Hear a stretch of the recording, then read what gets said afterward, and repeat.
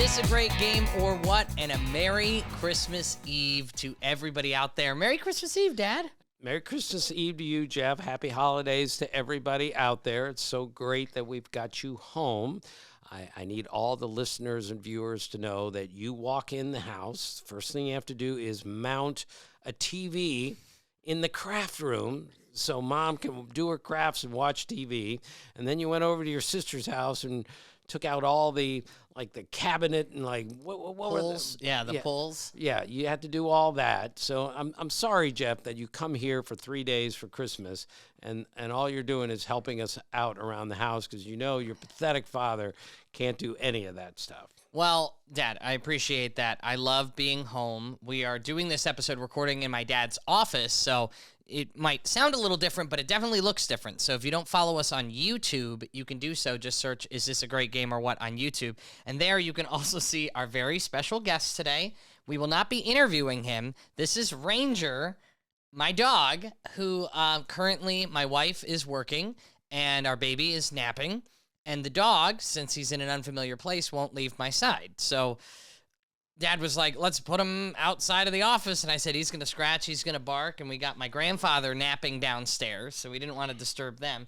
So Ranger will sit on the couch for this entire episode with us. Right.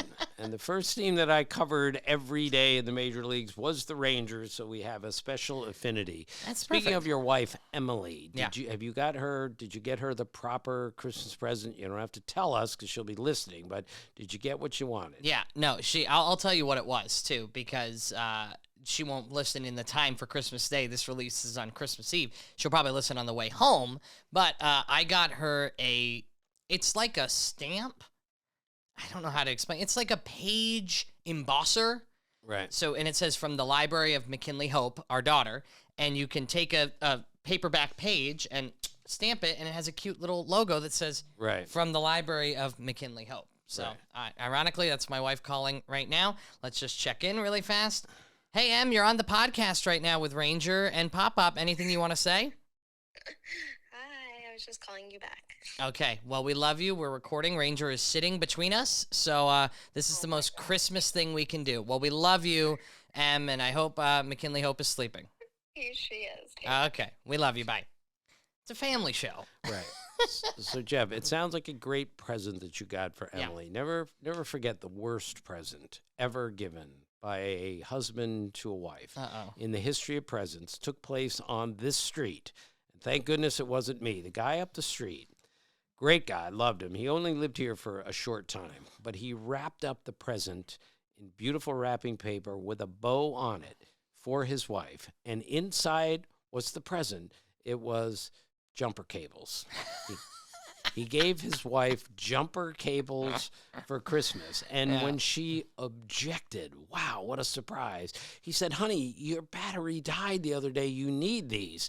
Jeff, again, to all husbands out there, maybe you just give your wife some jumper cables, put them in the trunk so she knows where they are. I think wrapping them up with a bow on it is a bad idea. Am I wrong here? Not the smoothest gift idea of all time. Jumper cables. Right. Yeah, I'm pretty sure you told me on my wedding night, hey, son, let me tell you, the one thing not to do. And the lady who used to live next door, she had a rule on her Christmas or birthday was, don't you dare buy me anything that I have to plug in. So that's interesting. That's an interesting thought, and I'm with her on that too. Well, Unless it's a computer or something, or a cell phone that could really help you. So well, Merry Christmas to you, Dad. I'm glad to be here with you and Ranger and celebrating. And Merry Christmas to everybody listening. We got a lot coming your way, including a brand new game. We're also going to bring you It's in the Cards, but first, I think it goes without saying the number one unfortunate, somewhat breaking news story happening on Sunday, December the 22nd, the news that Rickey Henderson had passed away at the age of 65. Right, and Ricky's 66th birthday would have been tomorrow, Christmas Day. And I think it's so fitting that Rickey was born on Christmas Day. Look, for me, just for me, he's one of the 15 greatest players of all time. He is the all-time stolen base leader. He's got 468 more than anyone in the history of the game. And just for a little bit more context, Starling Marte is the leader among active players with 354. So Ricky has almost 1,100 more than the most among active players. Wow. He also, of course, scored more runs than anyone in baseball history, and runs are really important.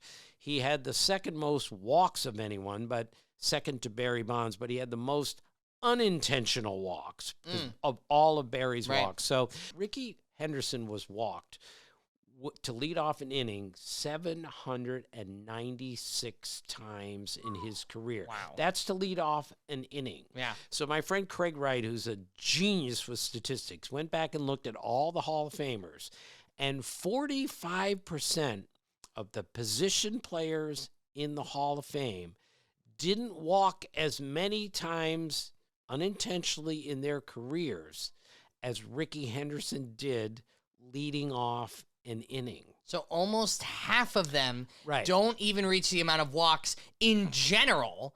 In total, that he had just leading off an inning. That's unbelievable. That's important, Jeff, because when Ricky Henderson led off an inning, he usually ended up at second, and sometimes he ended up at third.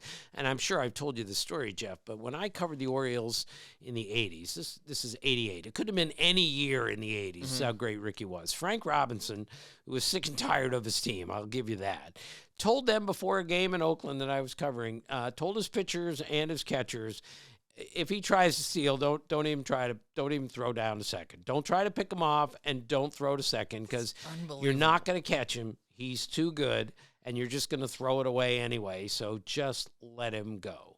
That's how great Ricky Henderson was in his career. And the other thing, Jeff, the power-speed combination was just breathtaking. For 1,406 stolen bases, he also had 297 homers. He had a home run in 25 consecutive seasons. That's unbelievable when you really think about it. And he holds the major league record for most leadoff homers to start a game at 82. And of course, he was the first one ever to hit a home run leading off both games of a doubleheader.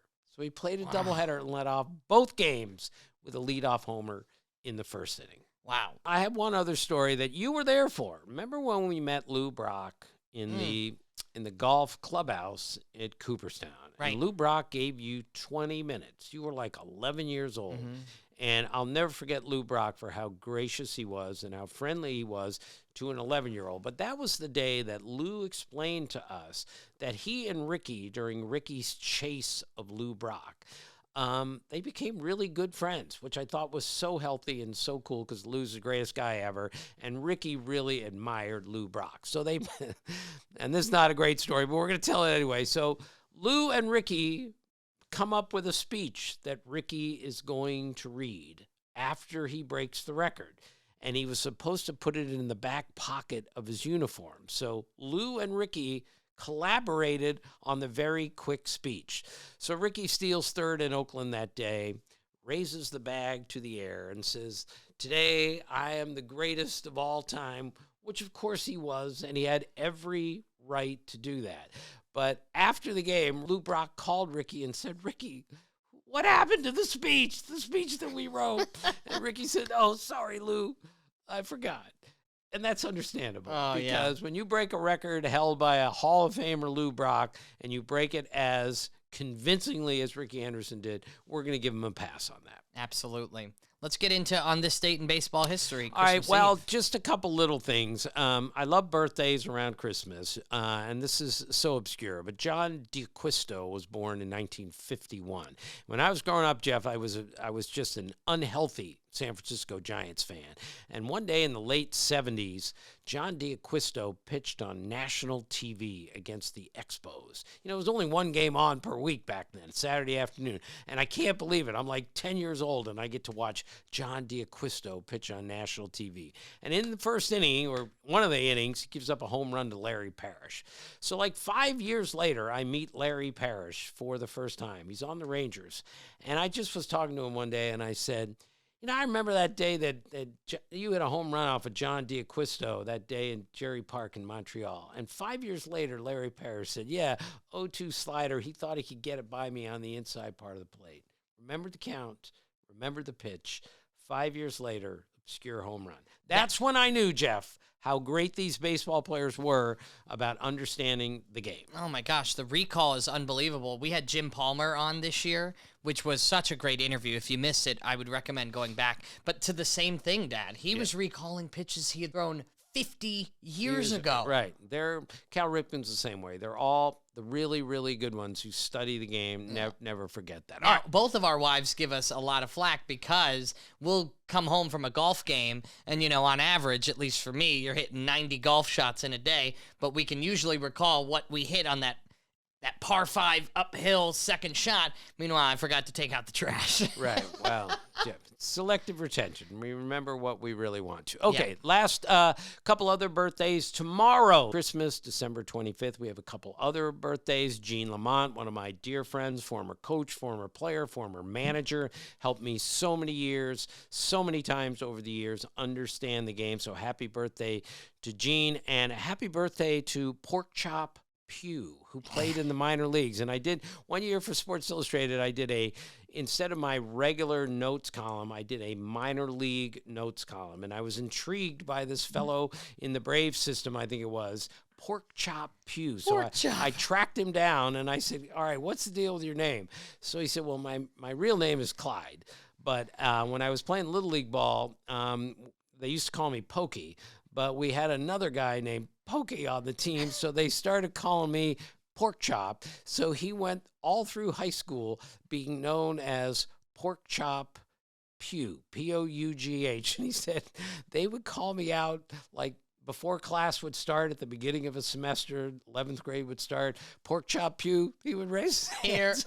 So it wasn't Clyde Pugh. Everyone knew him as Pork Chop Pugh. He was born on Christmas Day also. So, Dad, we are going to bring out It's in the Cards. This is where we actually open a deck of cards on the podcast.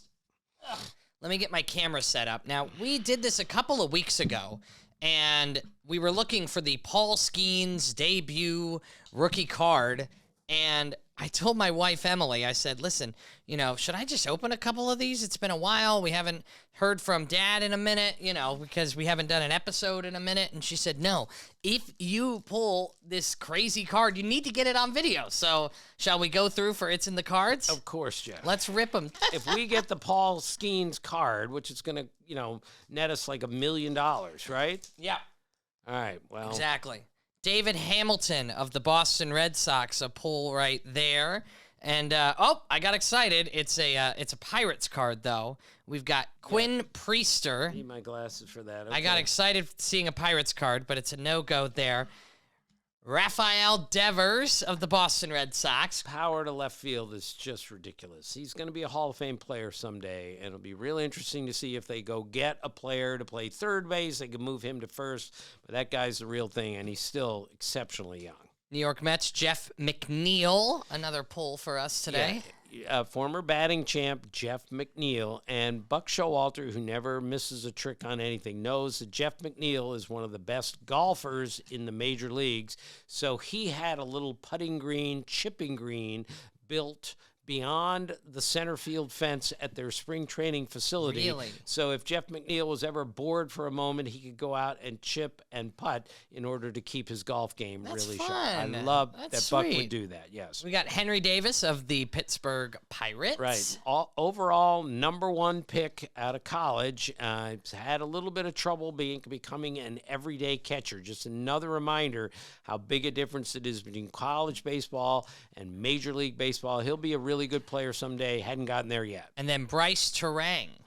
All right, Bryce Terang won a Gold Glove at second base for the Brewers this year. He can really play that position. And whenever I see a young guy who really studies the game defensively, I really pay attention because we don't have too many of those anymore. Can we rip one more pack open? Of course, yeah. Because I got 4 more to do. We're not going to do them all here on our Christmas Eve episode, but this is always Always a good time. Luis Ariz of the Padres, a great addition for them this year. Won a batting title, Jeff, in 3 straight years for 3 different teams. No one's ever done that. San Francisco Giants, Logan Webb.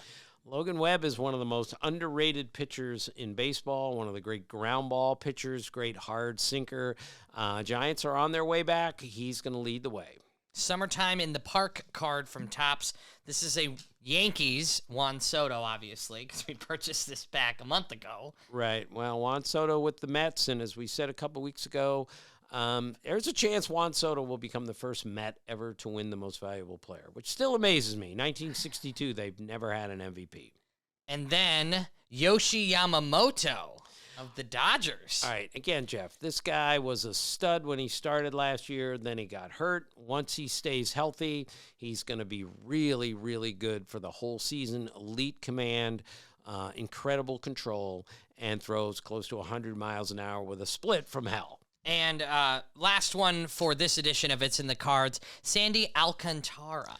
All right, now he is a former Cy Young winner, also coming back from Tommy John surgery. The Marlins have a chance someday to get good again because they have so much young starting pitching, but most of it is injured.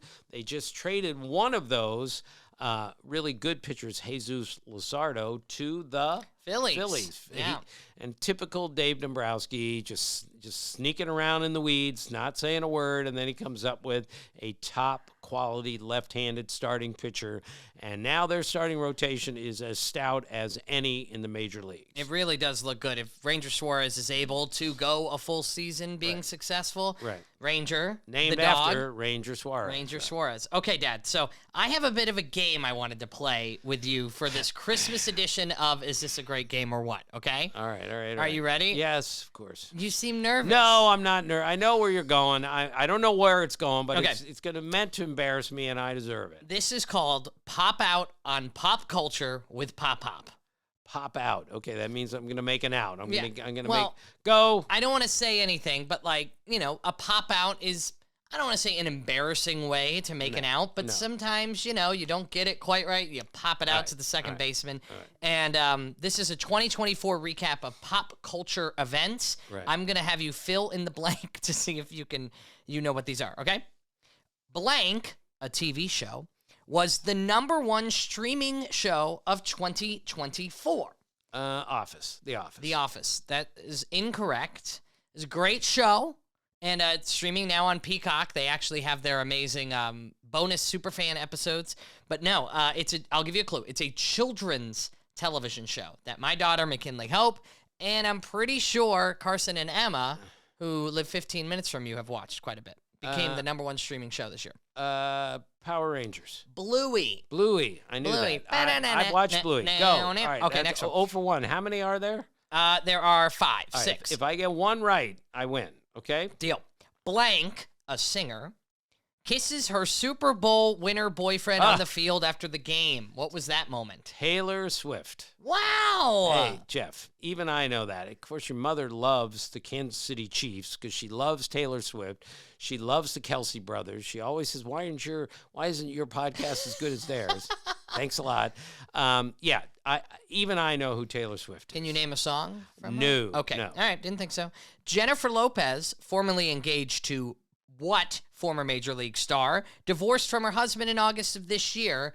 Which actor? So there's 2 points here. You're right. So Alex Rodriguez was her former boyfriend, Yeah. and she divorced Ben Affleck. Way to go, Dad. That's a 2-pointer right there. There you go. Mr. Pop Culture. All right. Pop icon blank has a breakout year with songs like Espresso, Taste, and Please, Please, Please. Luke Combs. Now, we do love us some Luke Combs here on the podcast. Jeff, Luke Combs is great. We were looking for Sabrina Carpenter. All right. I knew it wasn't Luke Combs, but I will have to say I got a brand new car, as you know. I got another Honda Accord. I traded one at $240,000. This one only made it to $182,000, but I just got a brand new Honda Accord XL Hybrid. Wow. And The only disappointment is I bought a Luke Combs CD so I could just put it in and listen to it whenever I wanted.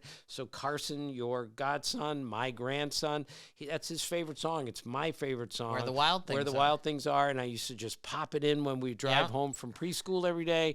Now I don't have a CD player. So now I got to fumble around on my phone looking for where the Wild Things Are. You go on YouTube for it, or where do you find it? I just type it in on Safari. Oh, okay. I'm getting better. You are getting better. I'm not good, but I'm getting better. I'm proud of you. All right, I already got 3 right? There you go. Yeah, next, you didn't get Sabrina Carpenter. That's okay. Which singer goes country? This big-time pop and rap artist, blank, releases his F1 Trillion country album. Kanye West. No.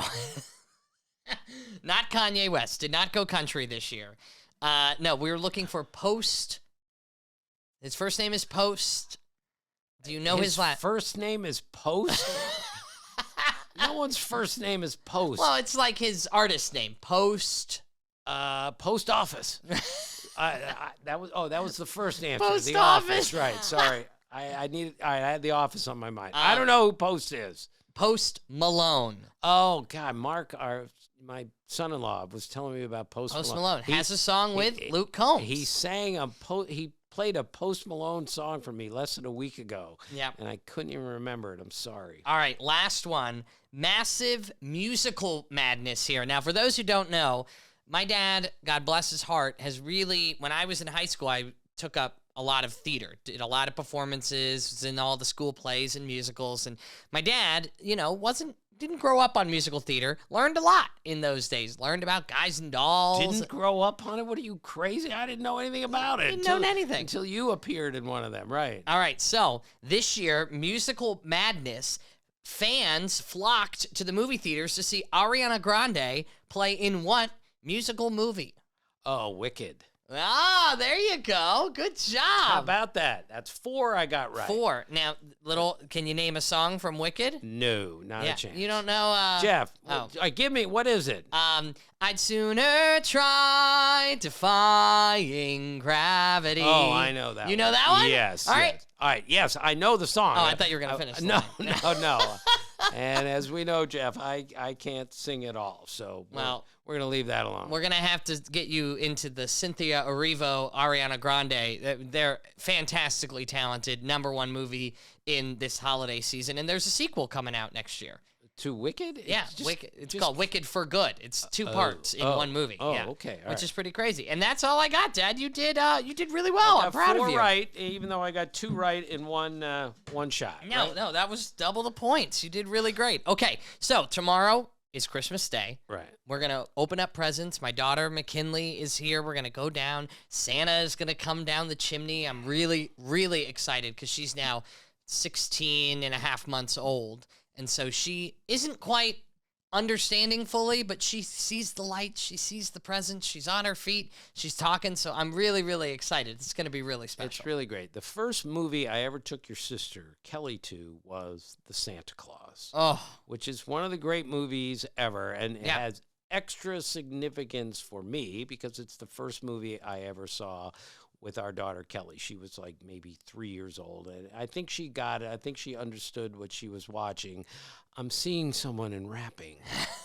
Like only 4 people will get that, but that's okay. Maybe you could diet, and you should diet. Right, okay. Those are probably my 2 best lines in that. I've already watched it 3 times. I love Tim Allen. That was a great movie. All right, wait, real quick, before we get into this final list, because this is important, we're going to do an all-Christmas list in celebration of Christmas and a best of all Tim, if you will. I want you just mentioned the Santa Claus. I think this is a fun way of talking Christmas. Name your top 3 Christmas movies of all time. While you think, I'm going to give you mine, okay? All right. How the Grinch Stole Christmas, the Jim Carrey version, right, which I recently found out only has 49% rating on Rotten Tomatoes. That's ridiculous. I thought it was a really good movie. All right, it's my top 3 also. I watched it the other day with Carson Keenahan. Yep. Jim Carrey is so hysterically funny in that. He's so good. It's so good. So that's my second That's my second. Santa Claus is in my top 3 as well. The Santa Claus, excuse me. Right. Is that your number 1? That's number 3. And Elf would be my number 3. All right. It's a Wonderful Life is number 1. Oh, great choice. And and I had 2 others that you had out of your top 3. So Yeah. that's pretty good. So my number 1 was The Grinch, and then The Santa Claus, and then Elf. And yours was It's a Wonderful Life. Right. And then The Santa Claus, and then The Grinch. Right. That's pretty good. Yeah. It's pretty good. It's like you raised me. I love Christmas movies. They're great. All right, so we have a best of all Tim in celebration of the holiday. Right, and this is fairly obvious. The all Christmas team, and we do one every week, or now every other week. So, so our catcher is Steve Christmas, who maybe had 30 at bats in the major leagues, but he's a must. He's a must. Steve Christmas. I tried to reach him. I texted him at a number that I thought was his, and he's gonna text me back in about 6 months saying, "Hey, I just got this." Right. I'm sure I had the wrong number, so it's all my fault. But Steve Christmas is the catcher. John Kenzie Noel, who now plays for the Guardians, Love and it. hit one of the longest home runs I've ever seen in the postseason. He's our first baseman. Jackson Holiday is the second baseman. Perfect. Angel Baroa is the shortstop. Yeah, perfect. Ed Holly, I had to look this one up. Don't know him. He's our third baseman. Jesus Alou is the left fielder, of course. What's the Dan Patrick story? It's the best. He said he was going to see As a little kid. As a little kid, he goes, I thought it was great that there was a player on the Giants, was it? Yeah. That was named Jesus. And Right. his dad had to tell him, no, son, that's Jesus. And then when he went to church on Sunday, he said, are we going to learn about Jesus? He said, no, that's Jesus. Right. I love that Dan Patrick story. Yeah, that's one of our highlights in our highlight episode, if you missed it. Corbin Carroll is our center fielder. Perfect. Carroll's. Hall of Famer Turkey Stearns is an outfielder. Megan Turkey, yeah. Our DH, we're going to use Jim Ferry, Fairey. Our pitcher's Don Rudolph. Perfect. Rudolph the red-nosed reindeer. Had a very shiny nose. Right, he did. Another pitcher is Al Kloss, although he spelled that Clauss. A million years ago, I had to look that one up. Love that. There was a pitcher named Frosty Thomas. Never heard of him either. I think he pitched like 2 innings.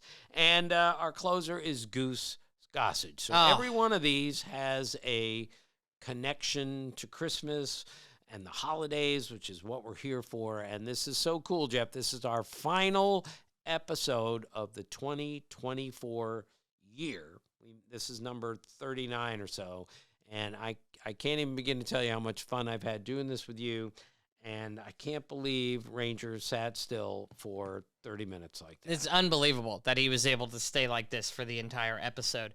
We're excited to announce, too, that we said it in last week's episode, or 2 weeks ago, we're going to be at the ABCA in Washington, D.C. with our friends at Game Changer and Dick's Sporting Goods with a very special guest who's going to be joining us, Brandon Geyer. So we're going to be talking to a lot of coaches, which is such an important part of the game, of course. And we're excited to release that episode in 2 weeks. But we hope everybody has an amazing Christmas, just like the Kurkjians will. And as always, thank you for being a part of our family.